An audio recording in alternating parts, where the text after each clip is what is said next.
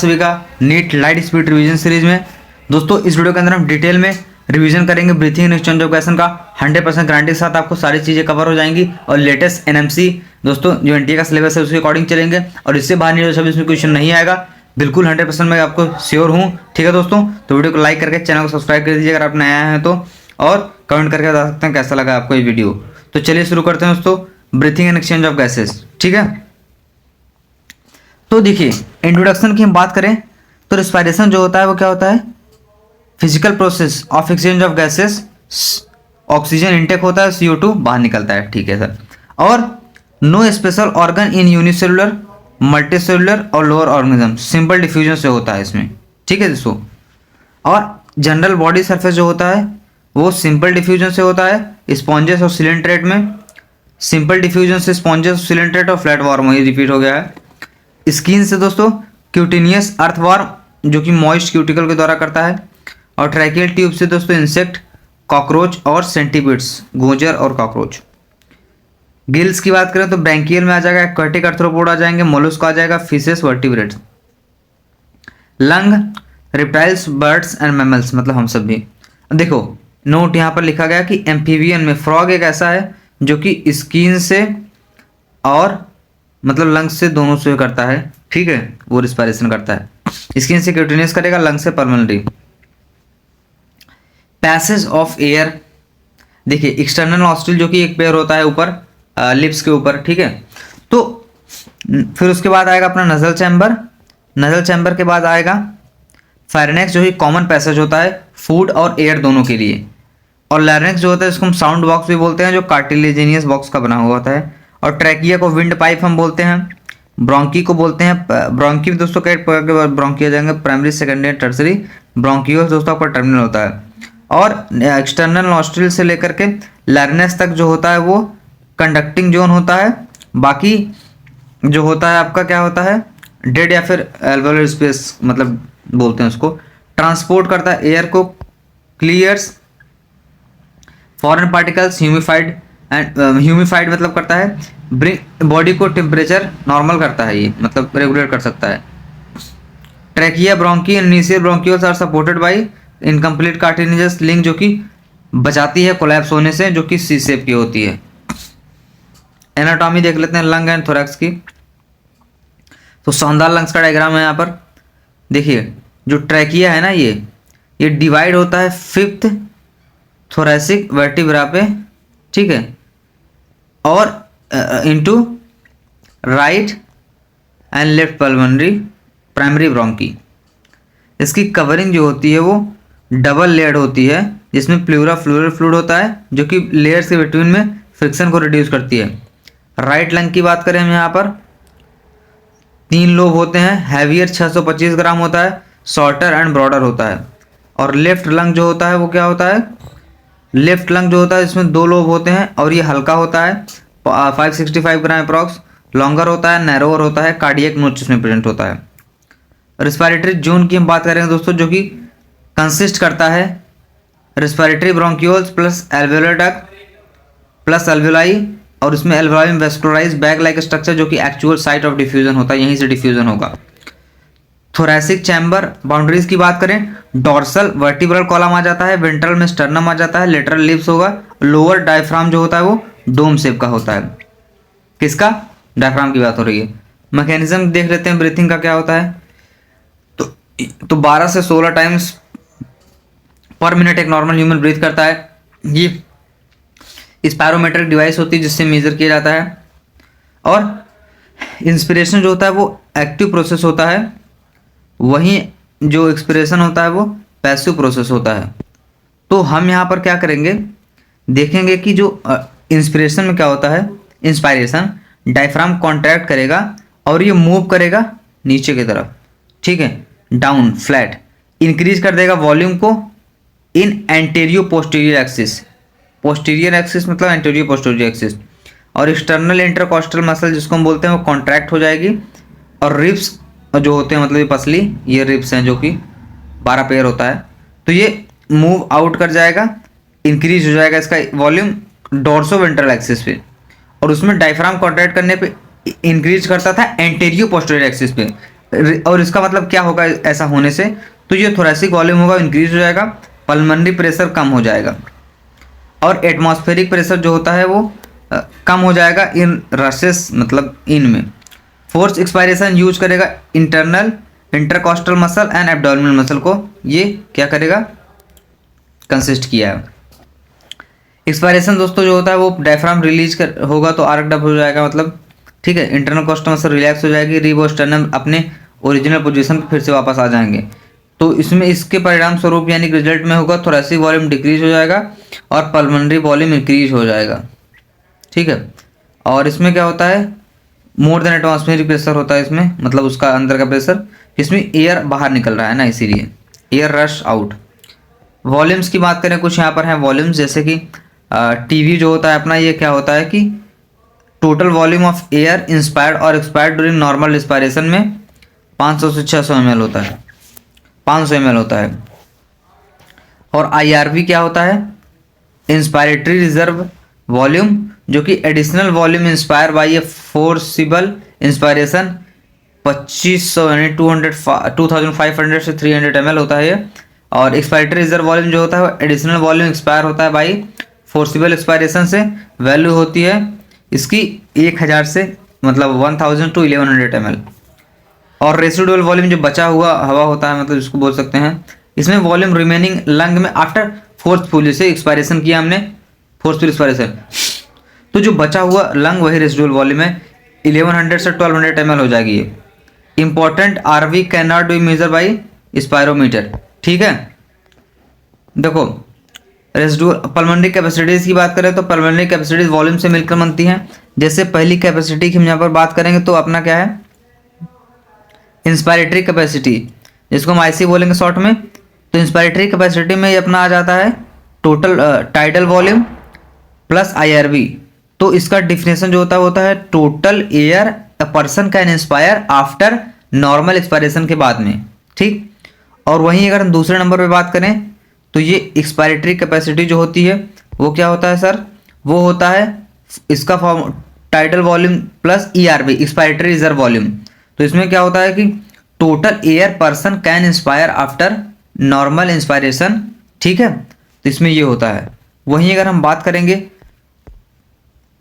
Functional residual capacity, जिसको हम FRC बोलते हैं, इसमें अपना आ जाता है ERV प्लस रेसिडुअल वॉल्यूम आ जाता है इसमें।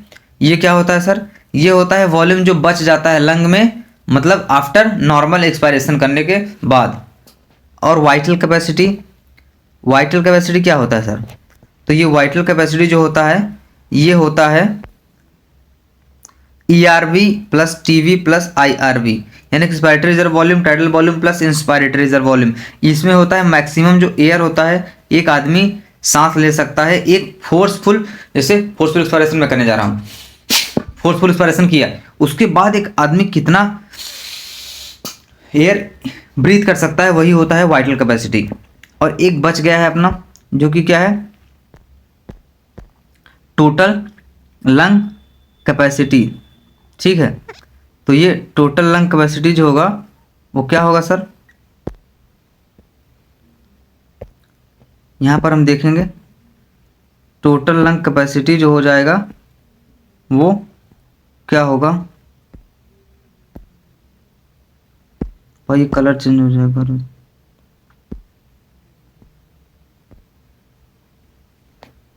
दोबारा रिपीट करना पड़ जाएगा क्या यार,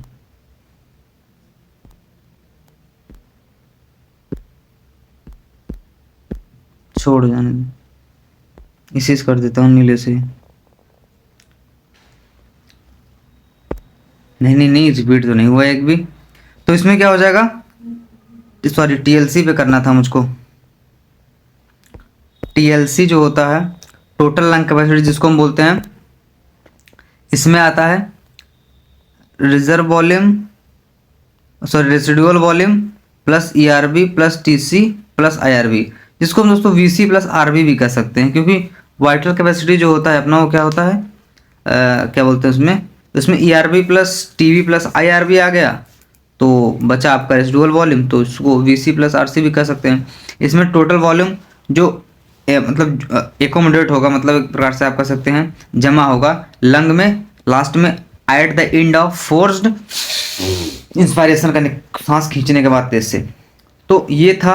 अब हम देख लेते हैं एक्सचेंज ऑफ गैसेस। तो प्राइमरी साइट एल्वेलाई होती है, सिंपल डिफ्यूजन बेस्ड होता है, प्रेशर कंसर्न ग्रेडियंट होता है। फैक्टर अफेक्ट करेगा डिफ्यूजन पे, कौन कौन से फैक्टर अफेक्ट करेंगे डिफ्यूजन को? तो सर जो फैक्टर अफेक्ट करते हैं वो डिफ्यूजन को, वो होते हैं सॉल्युबिलिटी ऑफ गैसेज, जो कि CO2 की होती है 20 से 25 गुना मोर होती है सॉल्युबल देन O2, और 200 से 250 गुना ज़्यादा होती है कार्बन मोनोऑक्साइड की CO2 से। दूसरा होता है थिकनेस ऑफ मेम्ब्रेन, जितना ज़्यादा थिकनेस होगी उतना कम डिफ्यूजन होगा, जितनी पतली मेम्ब्रेन होगी उतना ज़्यादा थिकनेस होगा, मतलब उतना ज़्यादा डिफ्यूजन होगा। Alveolar epithelium squamous basement membrane epithelium blood capillary दे गया है। तो O2 और CO2, एल्वेलाई से ब्लड, फिर टिश्यू से ब्लड, और एल्वेलाई ब्लड कैपिलरीज है, एल्वेोलस भी है, यहाँ से एयर अंदर आएगी, यहाँ से एक्सचेंज होगा किसके बीच में? कैपिलरी और एल्वेलाई के बीच में, यानी कि ब्लड कैपिलरी। तो पार्शियल प्रेशर देख लेते हैं, mmHg में लिया गया है यहाँ पर। तो कुछ गैसेस दी गई हैं, जैसे O2 है और CO2 है। तो एटमॉस्फेयर में O2 159 mmHg प्रेजेंट होता है, और ये 0.03 mmHg प्रेजेंट होता है एटमॉस्फेयर में CO2, और एल्वेलाई में ये 104 प्रेजेंट होता है ऑक्सीजन, और एल्वेलाई में CO2 40 प्रेजेंट होता है, 40 mmHg। सारी चीज़ें mmHg में है, बार बार नहीं लिखूंगा। डीऑक्सीजनेटेड ब्लड जो होता है वो 40 mmHg पाया जाता है ऑक्सीजन में, और ऑक्सीजनेटेड ब्लड 95 mmHg होगा, टिश्यू में 40 होगा mmHg। CO2 जो होता है डीऑक्सीजनेटेड ब्लड में थोड़ा सा 45 होगा, 45 होगा, ज़्यादा होगा। और वहीं अगर ऑक्सीजनेटेड ब्लड में 40 mmHg प्रेजेंट होगा CO2, और टिश्यू में 45 mmHg प्रेजेंट होता है CO2। ट्रांसपोर्ट ऑफ ऑक्सीजन की बात हम यहाँ करें अगर, तो इसमें क्या होता है कि 97% जो होता है बाउंड करता है हेमोग्लोबिन के साथ, एज अ ऑक्सी हेमोग्लोबिन बनाता है, 3% प्लाज्मा में डिजोल्व हो जाता है। HB के साथ दोस्तों यहाँ पर हेमोग्लोबिन के साथ ऑक्सीजन बाइंड करके HbO2 बनाता है, जो कि दोस्तों है ऑक्सी हेमोग्लोबिन, जो कि क्या होता है रिवर्सिबल प्रोसेस है, और हर हेमोग्लोबिन 4 ऑक्सीजन यानी कि O2 मॉलिक्यूल को कैरी करता है, ऑक्सीजन मॉलिक्यूल को। बाइंडिंग जो होता है प्राइमरली रिलेटेड होता है पार्शियल प्रेशर ऑफ ऑक्सीजन से। So 100 ml oxygenated blood deliver करेगा approximately 5 ml O2 to tissue. ये 02 नहीं है, O2 समझिए, इसको तो लिखने थोड़ा सा हो गया था। और डिसोसिएशन कर्व जो होता है यहाँ पर ये सिग्मॉइड शेप का बनता है। इसने परसेंटेज सैचुरेशन हेमोग्लोबिन का और दिया है, पार्शियल प्रेशर mmHg में दिया गया ऑक्सीजन का। लेफ्ट शिफ्ट राइट शिफ्ट दोस्तों ये एल्वेलाई में होगा, ठीक है, और ये फेवरेबल करता है फॉर्मिंग ऑफ ऑक्सी हेमोग्लोबिन बनने में हेल्प करता है। ये थोड़ा सा इंपॉर्टेंट है, PYQ भी है। Favourable for forming oxy haemoglobin कौन सी शिफ्ट? Left shift. वहीं अगर राइट शिफ्ट की हम बात करेंगे तो इसमें क्या होता है, टिश्यू में होगा ये, और फेवरेबल होगा रिलीजिंग ऑफ ऑक्सीजन। कंडीशन इसमें लो PCO2 होनी चाहिए, high partial pressure of carbon dioxide, high H+, यानी कि हाई H+ होगा तो ऑब्वियसली लो pH हो जाएगा, हाई टेम्परेचर और हाई BPG बाईफॉस्फोग्लिसरॉल्डिहाइड। कंडीशन इसमें हाई PO2, लो PCO2 और लो H+, लो टेम्परेचर। इसमें क्या होगा, foetal HB has high affinity for oxygen curve, इसलिए क्या होता है फीटल में ज़्यादा एफिनिटी होती है, मतलब भूख उसकी रिक्वायरमेंट ज़्यादा होती है। कर्व तो लेफ्ट फॉर एडल्ट। तो ये था ट्रांसपोर्ट हो CO2 का ट्रांसपोर्ट कैसे होता है हम देखेंगे। तो इसमें क्या होगा, 70% बाइकार्बोनेट बनाता है, जो कि रिएक्शन करेगा RBC के अंदर। 20 से 25% दोस्तों जो होता है वो कार्ब अमीनो हेमोग्लोबिन बनाता है, अमाइन ग्रुप ऑफ हेमोग्लोबिन के साथ बाइंड करके। 7% जो डिजॉल्व हो जाता है प्लाज्मा के अंदर। तो ये कार्बन डाइऑक्साइड प्लस H2O ये बना देगा H2CO3, फिर ये बाइकार्बोनेट आयन बनाएगा, जो कि H+ यहाँ पर रिलीज होगा। क्लोराइड शिफ्ट, जिसको हम दोस्तों हैमबर्गर फिनोमेना भी बोलते हैं, मेंटेन होता है, ये मेंटेन करता है आयनिक बैलेंस को।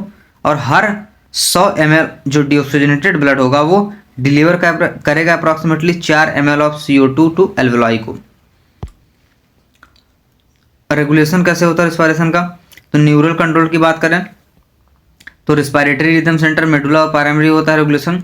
न्यूमोटॉक्सिक सेंटर पॉन्स में मॉडरेट करेगा फंक्शन एंड रिड्यूस हो जाएगा ड्यूरिंग ऑफ इंस्पायरेशन, अल्टर करेगा रिस्पायरेटरी रेट को। केमिकल कंट्रोल रिसेप्टर जो होते हैं वो क्या करते हैं सर, ये होते हैं located near rhythm centre plus Arctic arch जो होती है, आर्टा की जो आर्च होती है लाइनिंग, और कैरोटिड आर्टरी के पास में।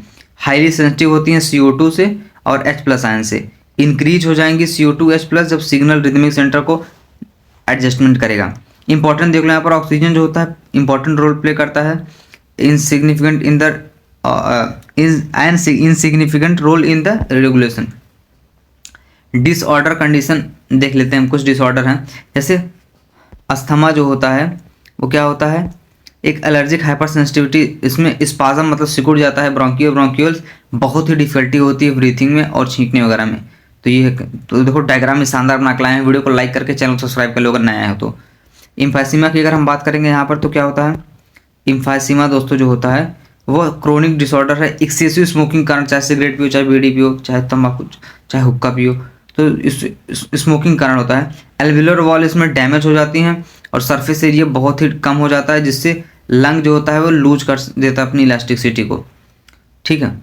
और अब हम बात करेंगे ऑक्यूपेशनल लंग डिसऑर्डर होते हैं कुछ, जैसे डस्ट या फिर सिलिका या फिर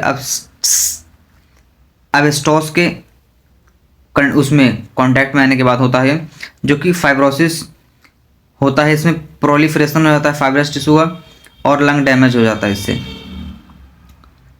और फिर अपना कुछ जैसे हो गया माउंटेन सिकनेस, हाई एल्टीट्यूड पे जाने पर pressure, partial pressure of oxygen कम हो जाता है, नॉजिया। इसीलिए देखो जो माउंटेनियर्स होते हैं वो ऑक्सीजन सिलेंडर को कैरी करते हैं क्योंकि ऊपर ऑक्सीजन लेवल बहुत कम होता है। फटीक होने लगता है, हार्ट पल्पिटेशन कपकपाने लगेगा, बॉडी अडाप्ट नहीं कर पाएगी, RBC इंक्रीज हो जाएगा एंड ब्रीथ रेट भी इंक्रीज हो जाएगा। फिर उसके बाद अपना ये बचता है कौन सा, डिकम्प्रेशन सिकनेस। क्या होता है इसमें, नाइट्रोजन बबल्स फॉर्म हो जाते हैं ब्लड में, जो डाइवर डिसीज जिसको हम बोलते हैं, जो डीप डाइविंग करते हैं सी वगैरह में, ठीक है। यहाँ पर सब डायग्राम भी दिया गया चश्मा के साथ में, बाकी सारी चीज़ देखिए लंग्स सब कुछ परफेक्टली दिखाया गया है। तो ये था आपका complete chapter. Thank you for watching this video guys, thank you.